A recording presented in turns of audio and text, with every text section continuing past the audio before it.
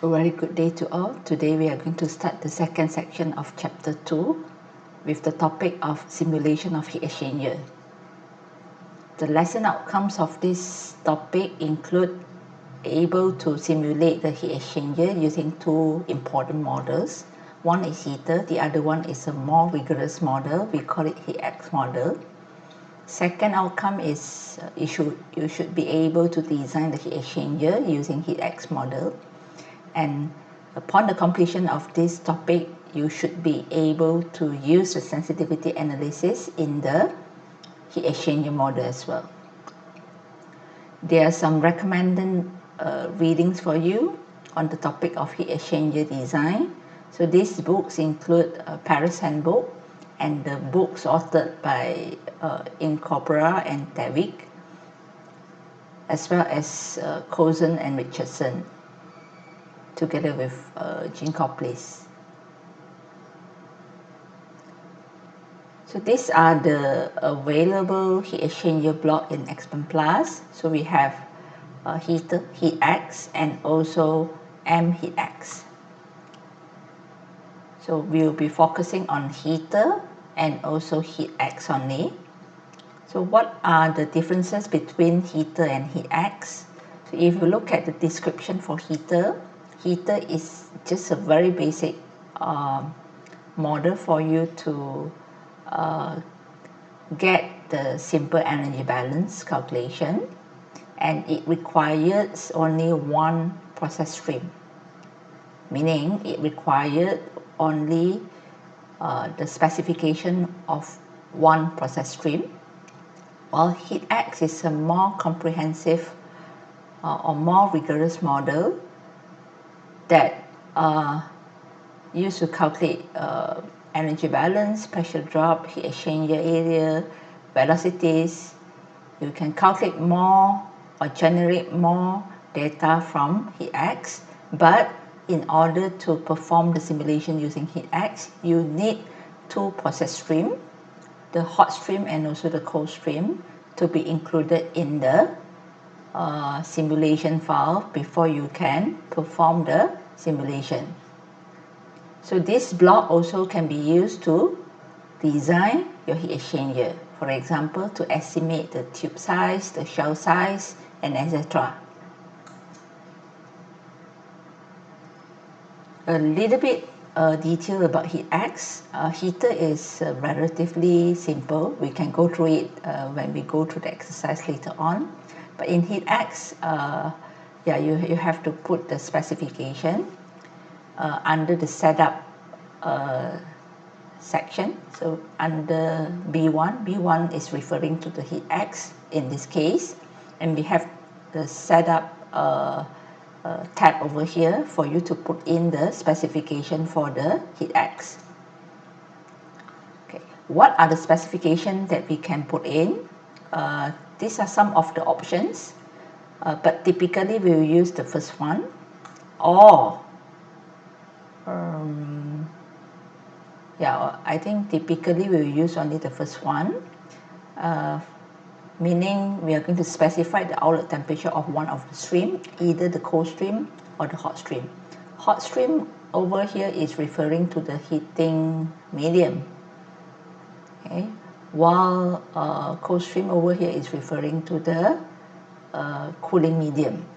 Heating medium, of course, after the heat transfer process, it will be cooled down, while cold stream will be heated up during the heat transfer process. You have to understand this because you must be able to know how to differentiate the hot stream and also cold stream. So let's go for an exercise. So we have one case over here. We have Freon. The chemical name for Freon 12 is dichloromethane, and it is fed to a heat exchanger with a flow rate of 10,560 kilogram per hour, and we need the heat exchanger to heat up the Freon 12 from 240 Kelvin to 300 Kelvin. So this is the objective of having the heat exchanger. Of course, in order to heat up something, we need the heating medium. So heating medium over here is the ethylene glycol and it is fed to the heat exchanger with the temperature of 350 Kelvin. A typical cold current shell and tube heat exchanger will be used. Then the plant manager recommends that the minimum temperature approach should not be more than 10 Kelvin, and he also recommends to use the type of tube that should be used is 20 British wall gauge carbon steel tube.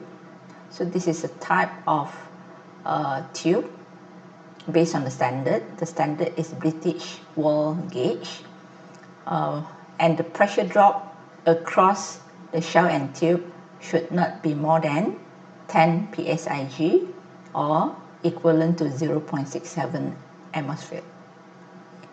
So what you need to do is you have to simulate the heat exchange process using a simple model, heater model, and determine the heat duty required for this process. So let's analyze the problem.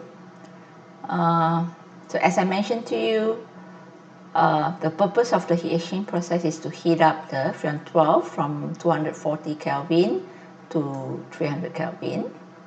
And the hot stream here, the heating medium that we use is ethylene glycol, and the cold stream is Freon 12. So the property method here recommended to you is NRTL-RK. NRTL is to cater the property of the liquid, while RK, the Reddish-Wong property method, is to cater the property of the vapor, which is at the pressure of not more than 10 atm. Okay.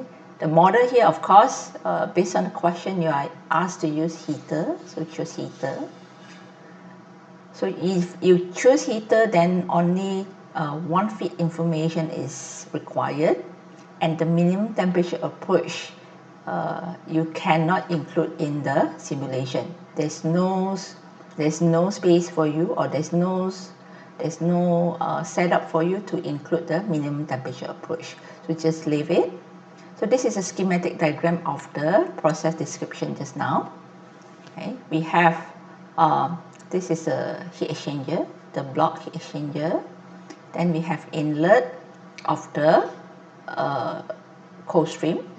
You have Freon 12. This is cold stream to be heated up from 240 Kelvin to 300 Kelvin. And we have the hot stream. If you look at here, it's cold current. It is a cold current heat exchanger. Okay. EG here, ethylene glycol, is your heating medium.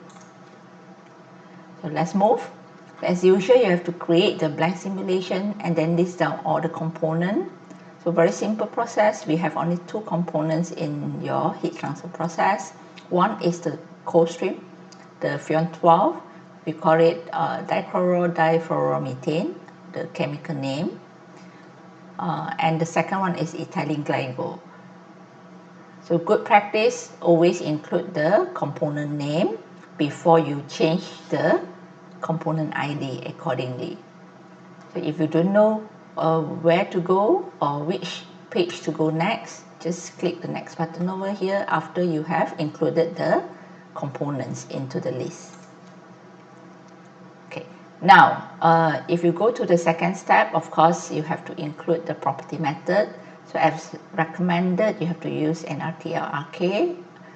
First, you have to change the method filter to all in order to have the NRTL-RK model. So once you have selected this, you only need to click next, okay, to generate the properties. So after you generate the properties and before you shift to simulation environment, you have to save the file. Remember to save the file in backup format, right? Okay. So once you are in the simulation environment, the first thing that you need to do is to construct the flow sheet. Very simple. It is a heater model under the exchanger block. Okay, under the exchanger block, you have to choose the heater model. So this is a heater model. Just choose the heater model and connect the model with the required stream. Okay, required stream means the stream with the location indicated by the red arrow. So you just need to include one inlet and one outlet. So remember, for heater model, you only need to include the specification of one stream. Okay. So in this case, we are going to include the specification of the cold stream, which is the Freon 12. So next, and here again, if you don't know which page to go, just click next, and you'll be reaching this page for you to include the feed specification. As I mentioned, we are going to put in the Freon 12 specification. So we have the inlet temperature of 240 Kelvin, pressure 7 atm, and the mass flow rate, remember to change it to mass per basis, and the flow rate is 10,560 kilogram per hour. And mass fraction here, of course, it is Freon 12. The mass fraction for this stream is 100% Freon 12. We have to put the fraction as 1 because it is 100% of Freon 12.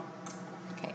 Now, again, next, to allow you to include the block specification, meaning the heater specification. Here, we are going to put in the desired outlet temperature. In this case, our purpose is to heat up the Freon 12 from 240 to 300 Kelvin.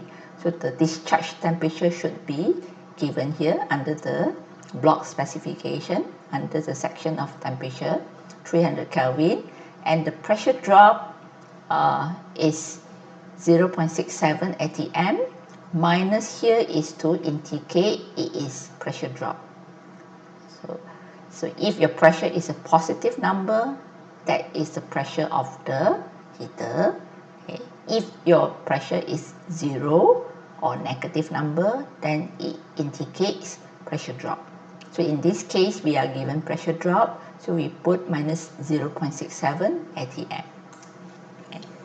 So once you have done this, everything is included, I think. So you just need to click next, and you'll be guided to a message saying that all the required input are included.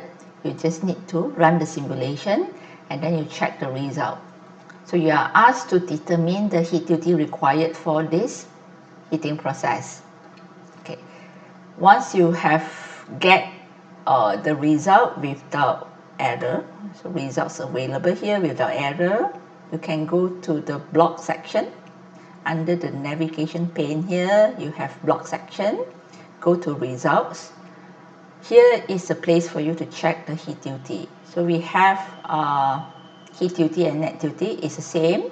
So it is about 138,000 calorie per second. You can also change the unit accordingly. If you wish to have the heat duty in kilowatt, then you can change it to kilowatt to check the heat duty in the unit of kilowatt. Okay. So I think that's it for the simulation using heater model, a very simple model for you to perform the energy balance for a heat exchanger. So thank you very much.